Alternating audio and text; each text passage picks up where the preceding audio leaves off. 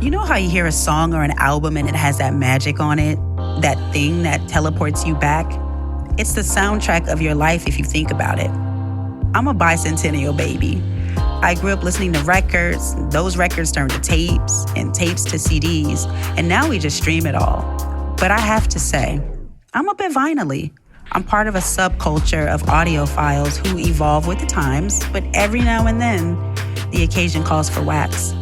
Have you ever wanted to talk to your favorite artists and ask them about the albums they love and why? Yeah, me too. Welcome to Vinyl-y, a podcast where your favorite artists dissect the albums of their favorite artists. I'm Annika Young.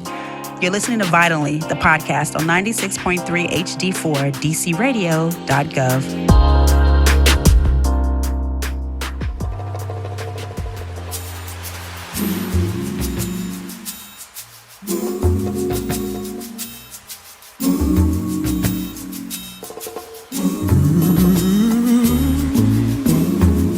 Quick story. What I love most about hosting conversations on Vinyl-y are the stories behind the music and the people who make it. Some of my guests I know personally and others I've wanted to.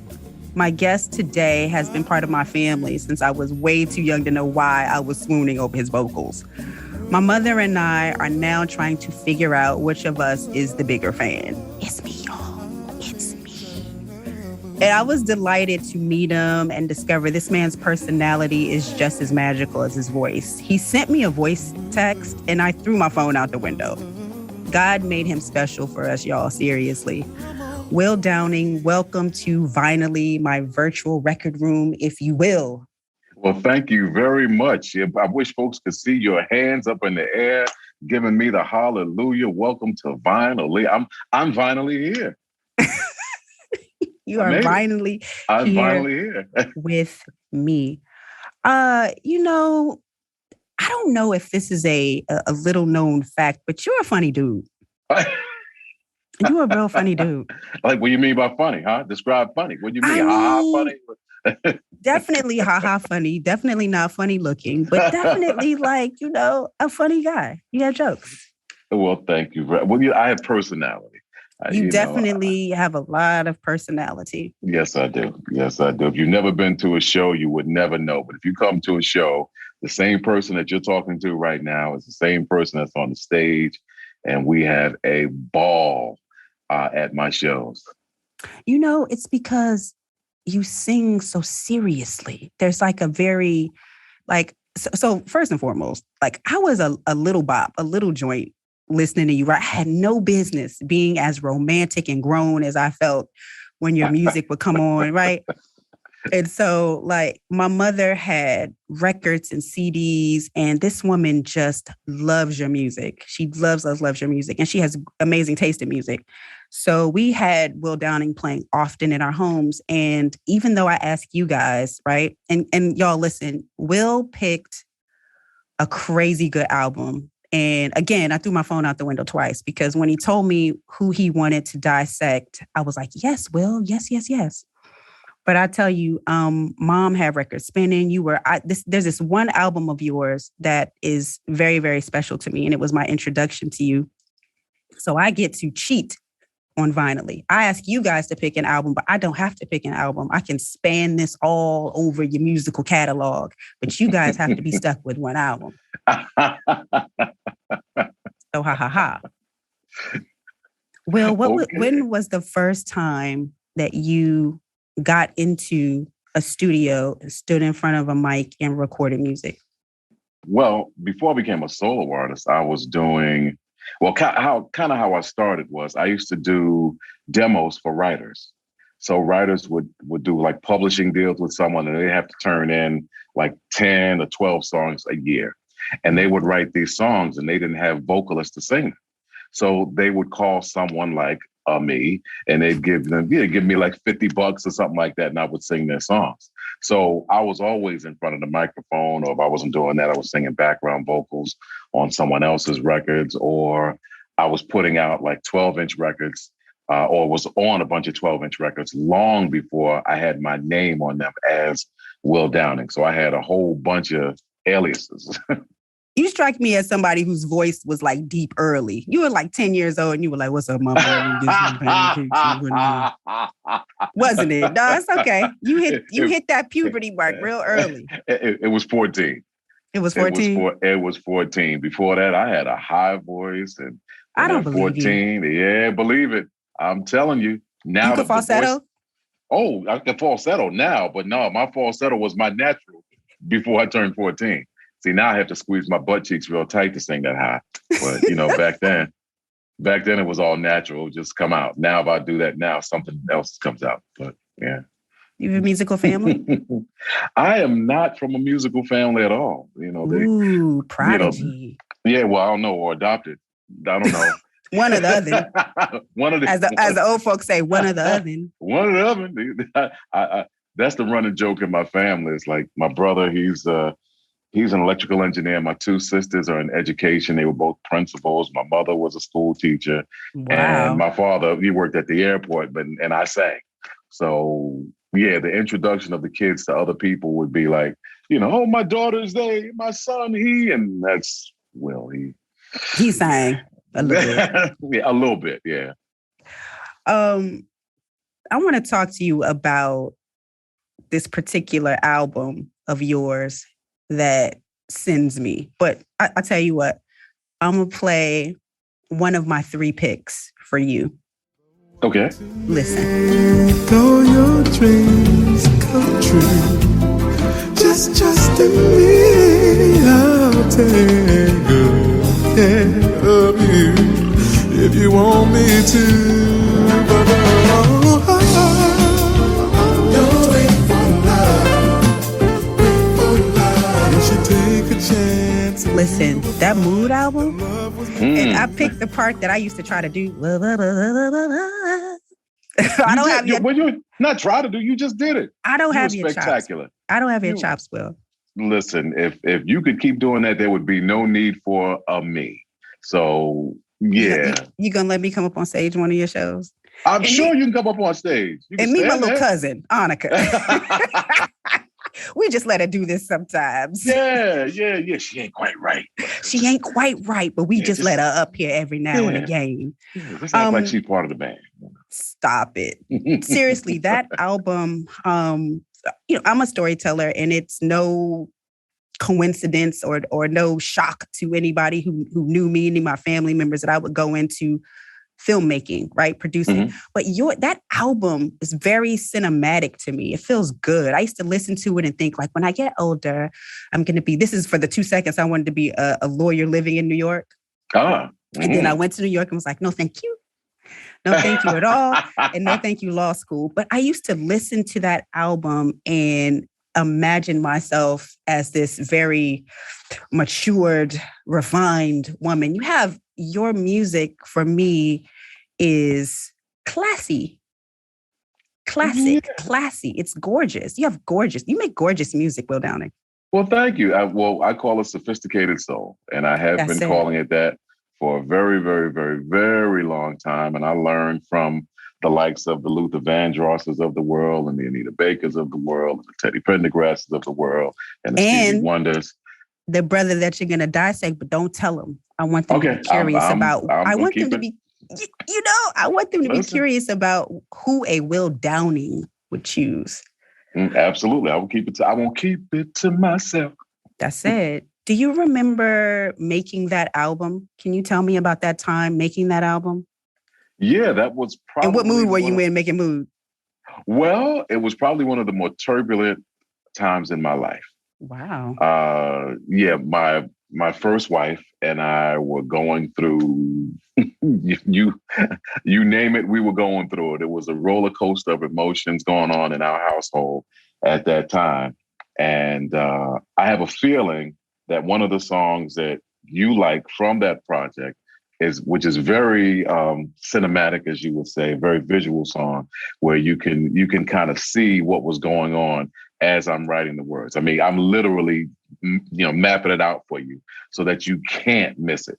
Ooh. And like a song like "Sorry I" or something like that, Yeah, see, I see the folks can't see us, but I can see you smiling as I was saying, and I was like, "We're on course, and yes, we're we're writing on par with each other. Get out of here being empathic and trying to guess what's going on, because you're probably right. You're probably right. But some of the most amazing art comes out of drama, like things that happen, experiences that happen. That's an incredible album. Did you enjoy making it? I know things were going on, but did you enjoy making it? Could you appreciate what you put into that album? Because it was very like everything on the table.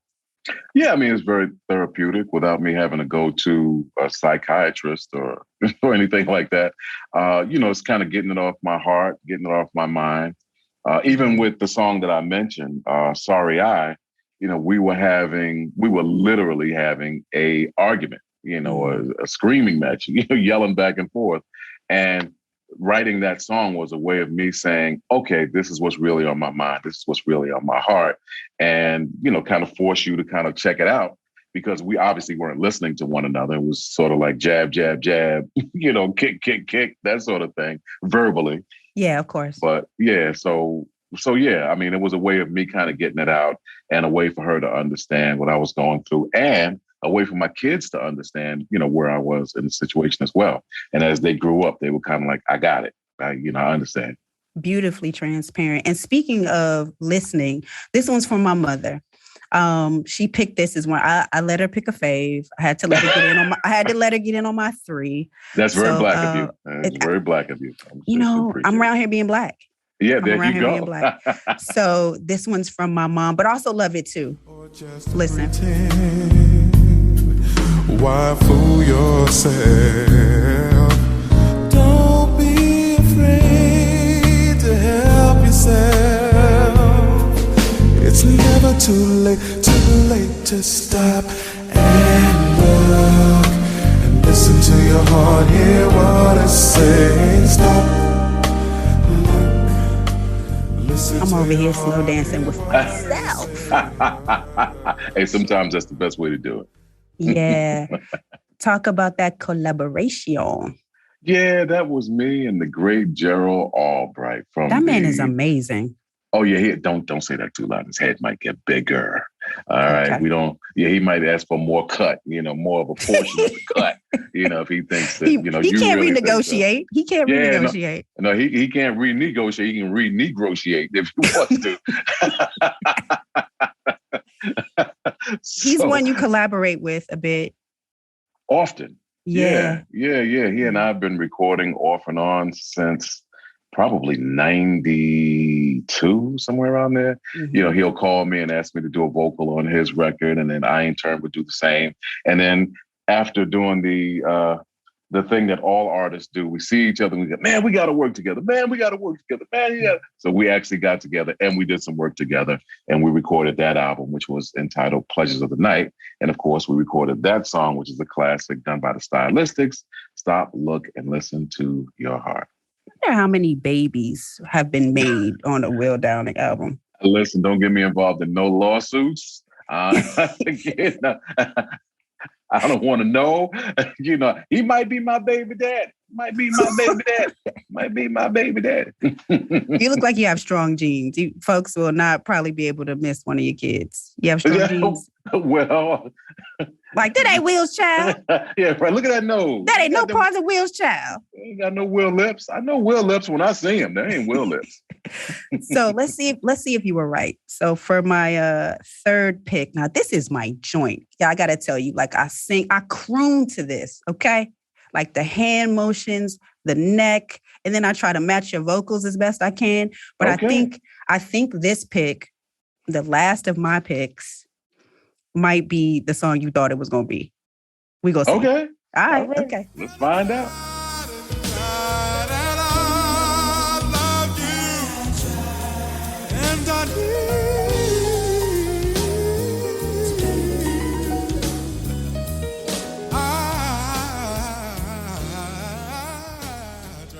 See, I'm still like, I'm having convulsions.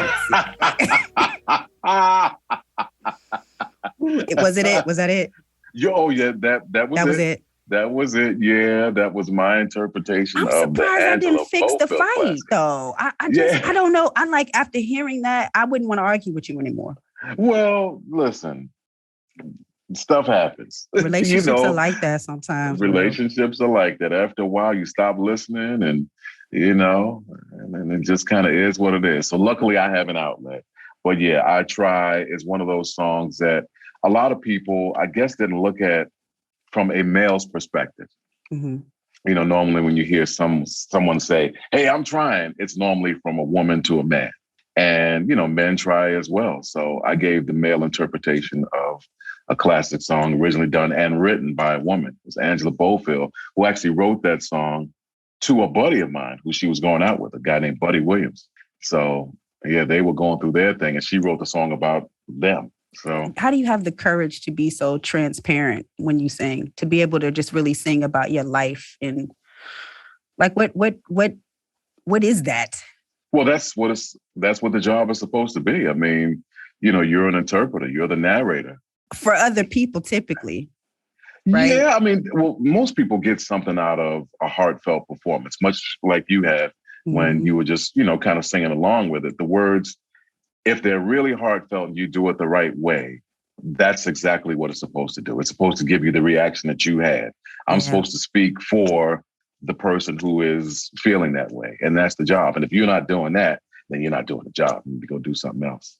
You've worked with some really great musicians. It's the instrumentation, it's your vocals, like it all just comes together so masterfully. There's a consistent sound that we can hear from you that we come to know and love. Like, oh, it's Will Downing. Oh, okay. Like, is Will on the vocal? Okay, cool. Yeah, right. Give me one. Give me two. Yeah. Do you have you worked with some of the same folks? You like to switch it up? Who do you want to work with? I've had the pleasure of working with just about everybody I've wanted to. I've had the pleasure of recording with Stevie.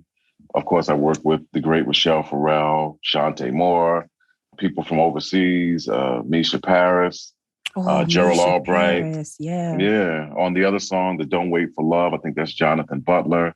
Mm-hmm. So, yeah, I mean, I've worked with a lot of amazing, talented folks. So the folks that are left, me and Anita Baker, we tell the same lie every time we see each other that we're going to work together, but have not done it. Extremely black of y'all. Extremely black of y'all. Very. I'm going to call you. Yeah, very Negro-esque of us. Yes, we see each other. Go, boy, I just love Nita. We got her. And then she goes left and I go right. And we never work together. Can y'all please do it? Like, life is short. We're in a pandemic. I need y'all to get together and do it. Listen, I or said at least a song, please, an LP. Yeah, something. I don't know, half a LP, whatever. But she's one. And the other person is someone that I tour with, and we do shows together off and on, but we've never recorded together. And that is Layla Hathaway. That is reprehensible. There is no reason. And she's another Sagittarian. Ain't it? Ain't it? It's really ridiculous that you guys have not gotten together to record. That would be amazing. Yeah. But shout out to you for being able to dig in your bucket list of people you wanted to work with and find that the joint is virtually empty. Save these two amazing female voices. Yeah. I've been very fortunate. I just don't speak on it. I try to live it, so I have 25 albums out. So yeah, that's the whole point of doing it, to aim high, to work with folks that you always want to work with and reach out to them. And hopefully they respect you the way that you respect them and you can get together and do something. Have you ever recorded with, met with, sat with, talked to this amazing artist that you've chosen for today? I've had the pleasure of doing so. When he was here on the planet, we actually became good friends. And it's always interesting to look at someone who you hold in high regard and admire. And I used to sneak into his shows when I was in high school to like sitting across from him and having a conversation. And like, I remember just the first time that we met, I mean, I just sat there. I was looking at him like, I know he must have thought he looked like a piece of fried chicken to me or something, because I was just sitting there staring at him like, what is this cat staring at? Like, what is wrong with this boy?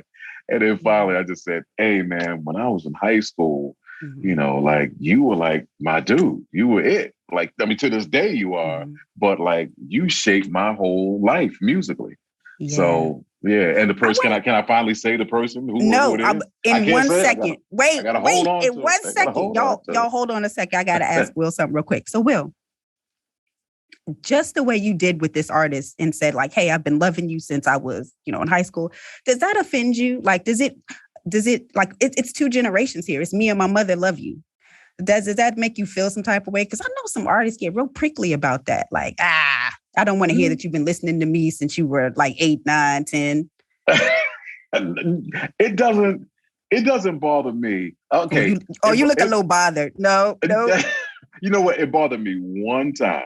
Okay. One time. And then that was the wake up call for, okay, you old. I was backstage at a concert and we had finished and this young lady was back there, very, very attractive woman. She was back there and she's looking at me from across the room. And I'm looking around to see like who's she looking at. And I said, she can't be looking at me. And then she comes walking towards me. And I'm like, oh, you still got it. You still got it. Yes. She comes up real close to me. She walks up to me. She goes, excuse me, Mr. Downing. My mother used to put me to bed to your music. Could you sign this for her? Could you make this video for her and we could send it to her so she could see that I'm with you? I was like, yeah, of course. All right. I'll sign you. Yeah, okay. Tell your mama I say hi. Yeah, right. That's when that was a wake up call for me. That was like, okay, yeah, you've been doing this for a long time. I think it's high praise though, to be honest, that mother and daughter could love you, but just so you feel a little bit better, even though I look like I might be 20 something, I'm actually 45. So does that make you feel any better that listen, I wasn't hurt before. Okay. And you are 25. Don't be hurt. We love you. You're a member of our family. Thank you. I ain't in my feelings, as they say. I ain't in my feelings. I'm good. Okay, cool. So please tell the people what artist and album you have chosen for today. The artist that has shaped my life and moved me in ways, even to this day, when I hear him sing, is Mr. Al Jarreau. Mm-hmm. And the album that I picked to represent this great man, I picked the This Time album. The album was entitled This Time. And that album for me was just, Lord have mercy. Tell us a little bit about why you love it so much. Okay, so when this album came out, I was in high school. I want to say like it was I think this album came out in 1979 or 1980, and I was in high school. Now, here's the kind of funny part. Now, I had been a fan prior to that, okay, but you can't tell people who grew up, in the era that I grew up, that you were into like an Al Jarreau. So like we had a look. Tell contest. Me about it. How could I tell my friends I was into a Will Downing? Right. Yeah, I could imagine. You are an auntie already. Yeah. Well, hey, at least they might have known who I was. Like my friends, for sure. We all grew up listening to Earth, Wind and Fire, Stevie, Aretha. They didn't know Al Jarreau though. They had not a freaking clue. All right, so now here's this little. Nah, I ain't know nothing. They didn't know nothing about Rooftop is a banger if you think about it, though, right? But that came out later. Oh my God! Listen to you. My. Wow. Go on, Will. Go ahead. Tell your story. Go ahead. All right. So I'm in high school, right? We're having a talent contest, and I told another friend of mine who sings. I said, I'm gonna do a 1 in a Million by Larry Graham. That was like one of the hottest joints at the time. 1 in a Million. You sang that song, all the girls. Ah! So I told him, I said, I'm going to sing 1 in a Million. He said, oh man, that's great. So when you got to school, you're supposed to write down like the song and the artist that you were going to do.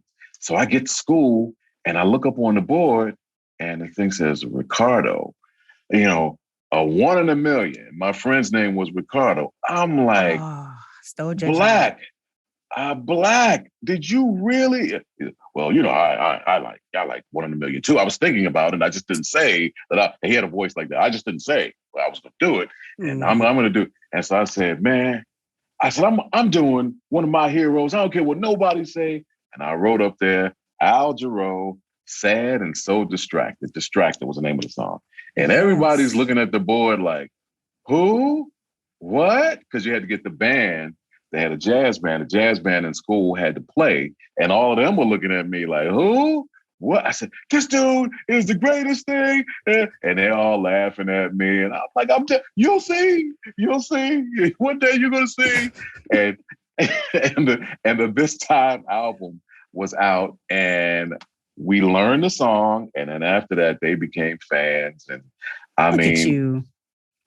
Hey, Introducing the people to that good music. Yeah, absolutely. They needed that. They needed it, some culture. They needed it. I want to get into one of the cuts that you picked, and then I want to know why this one is. Shane, let the people hear it. Lovers once again, and you're near me.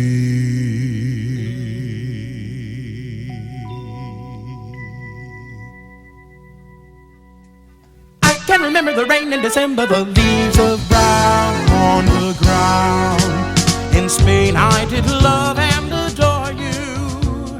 But you know, Al will flip it on you in a heartbeat. You think it's one thing, and then the next thing you know, he was Twister before Twister was Twister. Yeah, he was Twister long before Twister was even Twister, before Twister was even thought of, or itching his daddy's pants. He was long before. Long before. What you love about Spain? Spain was originally a instrumental song by Chick Corea. So Al put the words to the song Spain. And so everything that he's singing was a melody that was already played on the piano on the original version. So to even have the vocal dexterity to do that is unbelievable. To have the openness to do some of what people would probably consider to be crazy and make those crazy sounds and the scatting that he does. I mean, that's real art. That's what art is supposed to be all about. You know, with a lot of vocalists today, and even with myself, we're very reserved. We try to think radio friendly, like this got to be this way. It's got to be structured like this. I got to sing it like this. I can't deviate. You know, I can't go but so far left because people won't be able to keep up. That was the joy of like an Al Jarreau. He was bold. He was very bold. He was himself. He never let go of his, I'm not going to say childish, but like it's like a kid's mentality. You just sing, like you just kind of sing loud, or you kind of or you make a sound or whatever. And at some point you get to a certain age and you let that go because you think people are going to laugh at you. He never did it. You know what I mean? He held on to that. So much like a Bobby McFerrin did. Yes, or does. For sure. You know, or John Hendricks the same way, or even if you want to go way, way, way back, there's someone like a King Pleasure who sang Moody's Mood for Love. There I go, there I go, there I go, there I go. This in the art of that, where it was an instrumental and they put lyrics on top of it and they sang as the instrumentalist would play. So if it was a sax player, they would actually sing the sax part. And regardless of how melodic it was, if it was a whole bunch of notes together, they would kind of go with it. And that there's an art to that. Do you feel there's bold? A spirit. No. Why? No. I mean, I have on certain songs, but then people don't get it, you know, but I'm in the commercial business. I'm in the commercial way of making music and making money, you know. Ours is more soulful. But, you know, at that point, you know, you're a straight up jazz artist and, you know, jazz is free. Yeah. So, you know, I'm always on the cusp of between R&B and jazz. So I walk the line very finely. Got you. Okay. You mentioned this next one that I'm going to play. Here goes. Well, there was a detour along the way with a song shoulder to pay. Even the lonely. Yes, I really was sad and so distracted. I know you knew him personally, but I miss him. Like, I miss his voice. I miss that sound. I know we have the albums, right? But I don't know. Do you know, is that weird? No, it's not weird at all. I mean, you have to remember that artists influence other artists. And probably the closest thing that we have to a Jarreau from a tone standpoint is someone like Kim. So Yeah. Kim is like a derivative of Al. Different, Yeah. but yeah, that same tone, that same spirit. I mean, much like I'm a derivative of like a Luther Vandross, Yeah. you know, That checks. and yeah, so we all come from something. I'm sure there's some young artists that are out today that might listen to someone like a me or might listen to someone like a Kim, and we'll kind of shape who they become. But it's a combination of who they were and who we are that make us the musical folks that we are today. What is it about Distracted that made your list off of that album? I thought that for me back then, I didn't really understand the lyric, but musically, I thought it was everything because it was musical, it was soulful, it was jazzy. Lyrically, like I said, I didn't understand. I understand the song a lot more now than I did then. It's, if you listen to the lyrics of the song, it's almost like someone who was in a relationship. They were going through a rocky time. They weren't sure where they were going with the relationship. And he met someone along the way. And it's like, okay, well, it's a detour, for us, for me to get back to you. So, I took the detour along the way with a, soft shoulder told to pay, keeping me lonely, sad, and so distracted. So it's kind of like you plead your case with someone else. They kind of took you in. You ain't really in love with them, but it was just something to do until you get back to the number one. So distracted. That's a that's a nice way to put I cheated on you while we were in a break. Well, yeah. Well, I mean, is it cheating really if you're on a break?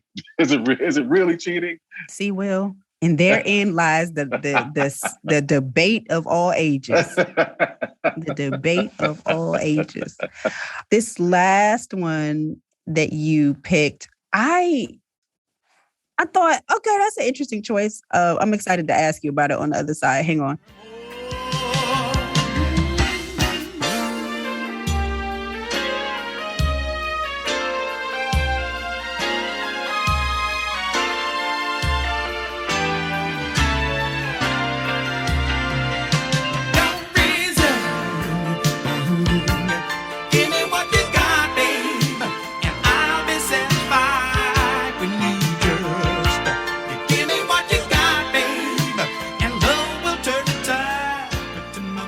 What's the T on Give Me What You Got?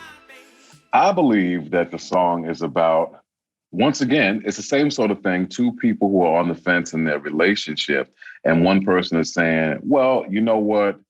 I'll take whatever you're willing to give, and we'll make it work. I'll make it work somehow.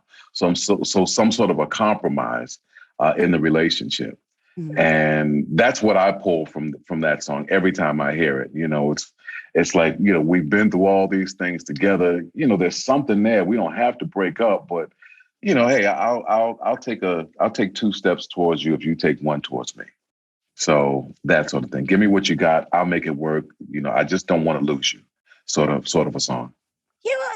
You have feelings. You're a deep romantic around these parts. Well, hey, no, he wrote it. I'm just kidding. But the things you gravitate to, they seem to have this transparency love theme. Well, you also would have had them known him and his wife Susan. So okay. It was always like this. It was complicated. Like they had this love thing, and then it was sort of like, hey, really, And I always believed it was more from her side than his. Like, hey, I think I wanna, and I think that she was his muse. Mm-hmm. She was the reason why he could create the way he did. And some of us, we find that person and it's like, I can't let you go. Like you're everything to me, even though, from the other side, from the other perspective, it may not be reciprocated.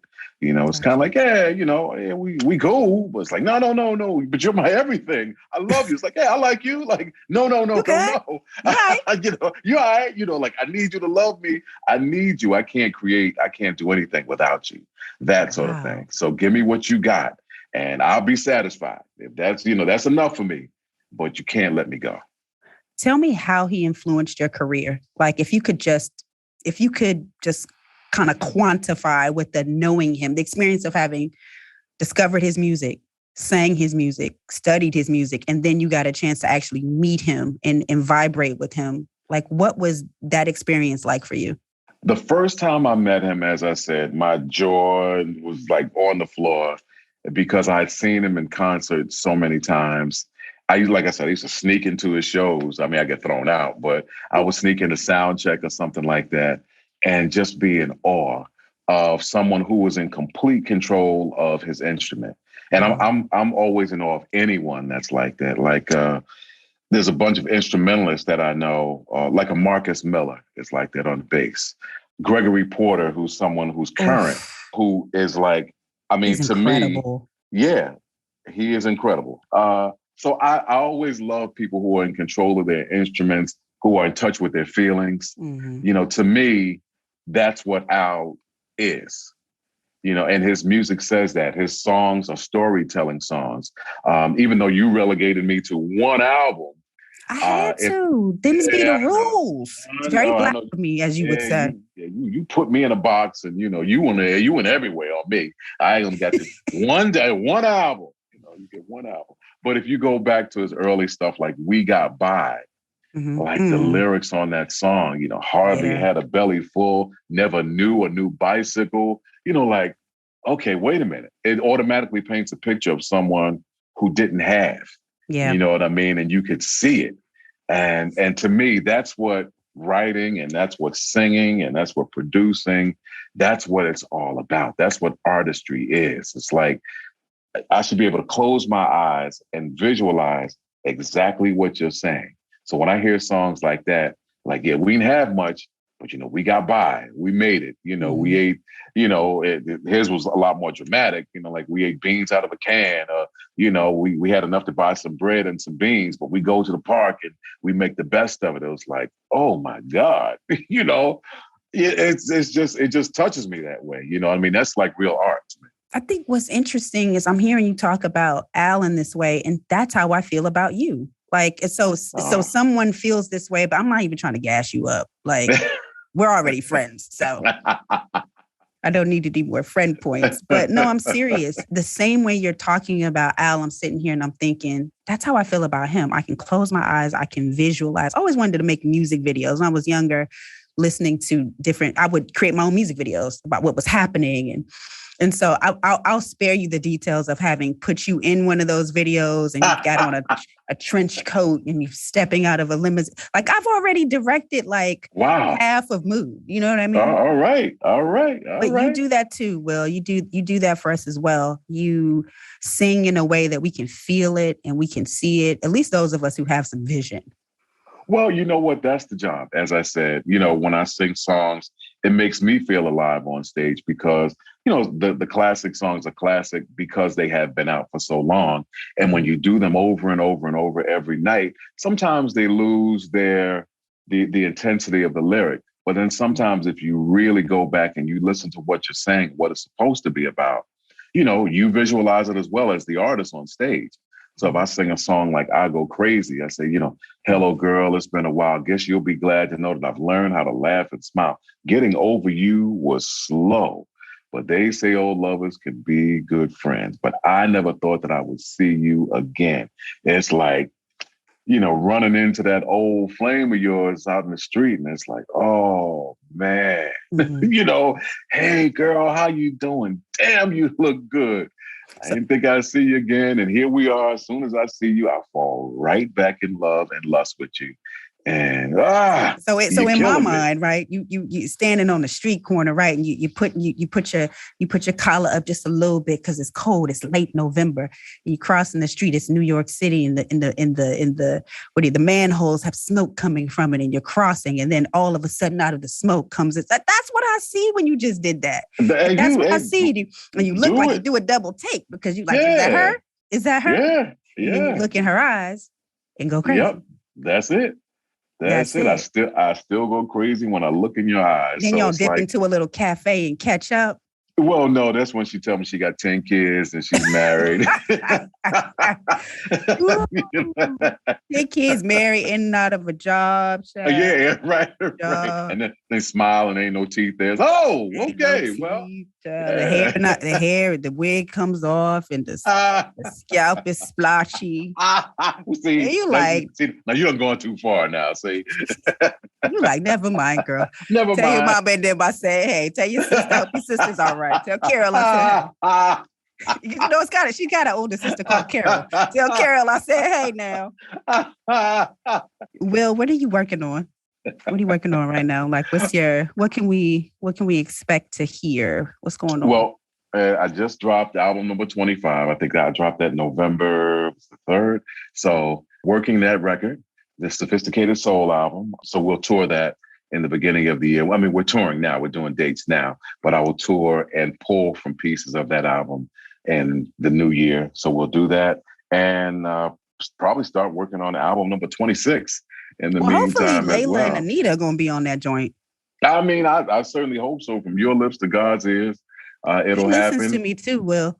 I know he does. Absolutely. He's got the whole world. Here it is. And he listened to you. Here it is ears. He does all that. Yeah. So what tell the people where they can find you on the socials, sir, please. On social media, I'm Will Downing Singer on Facebook. I'm Will Downing 3 on Instagram and Twitter. You can come to my website, come to willdowning.com. Click on tour, it'll tell you where I'm going or where I ain't going. You know, come to theprinceofsophisticatedsoul.com and you can pick up merchandise and all that fun stuff, new music.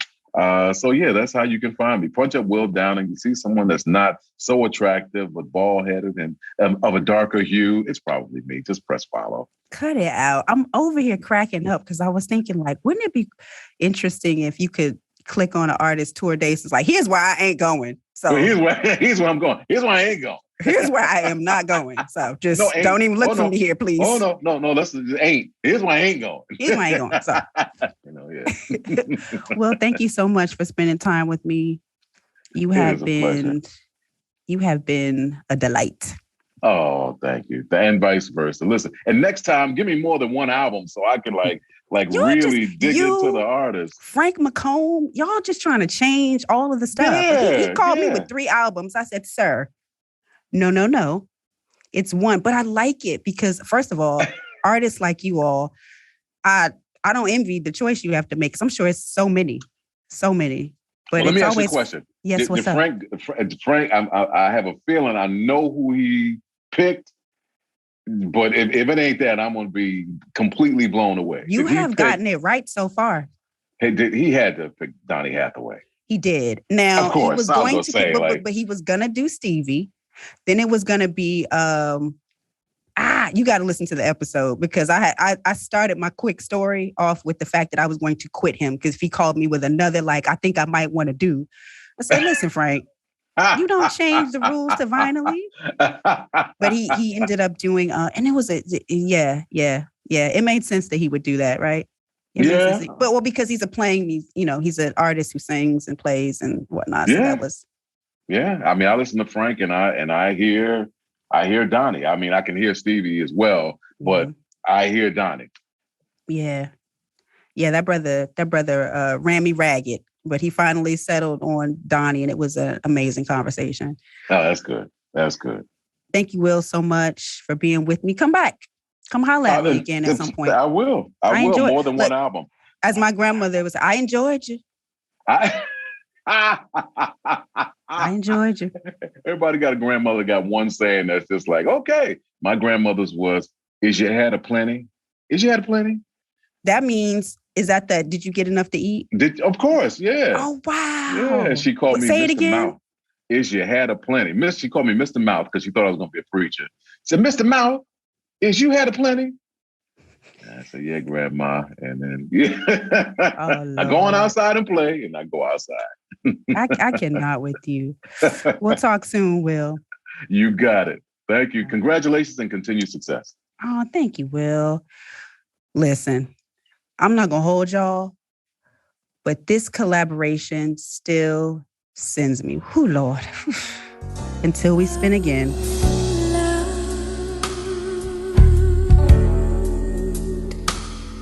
What did I do to deserve him? Heaven knows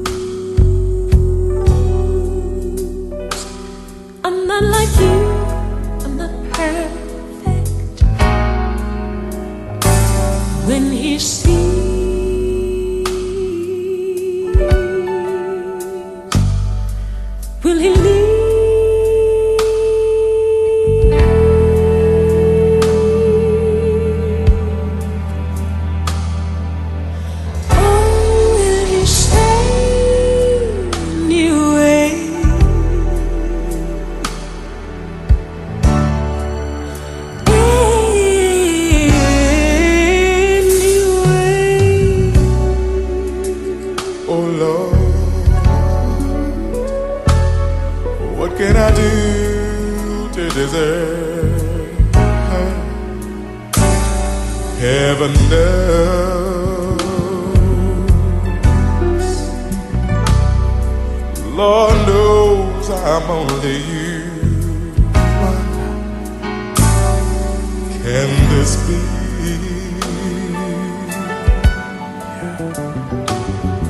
Someone truly for me?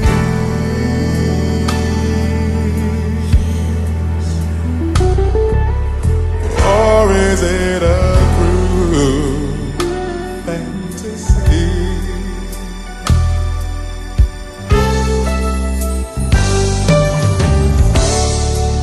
Nothing has ever felt like this.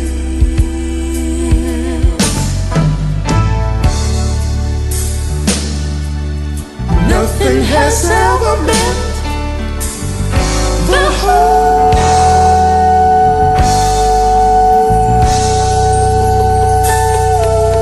world to me. Nothing has ever been this good. Nothing has ever been this right. Nothing so sweet in my life.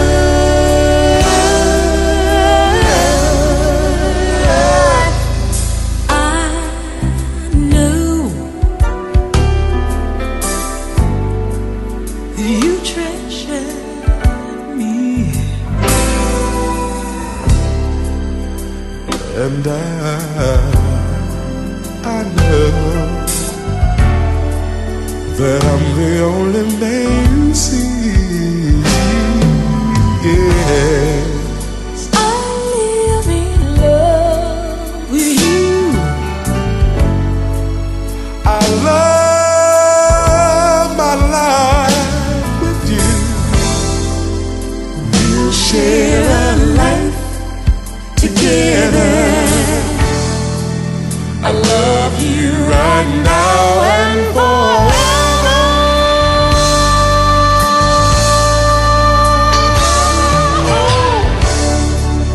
Nothing has ever felt quite like this. Oh no. Nothing has ever meant The whole world, the whole world.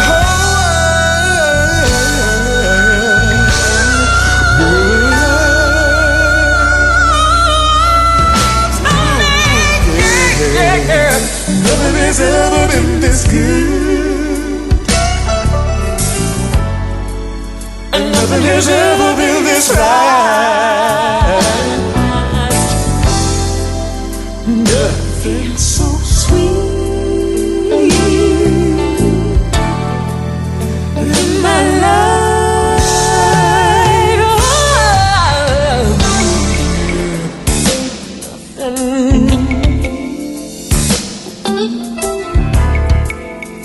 Nothing is good for.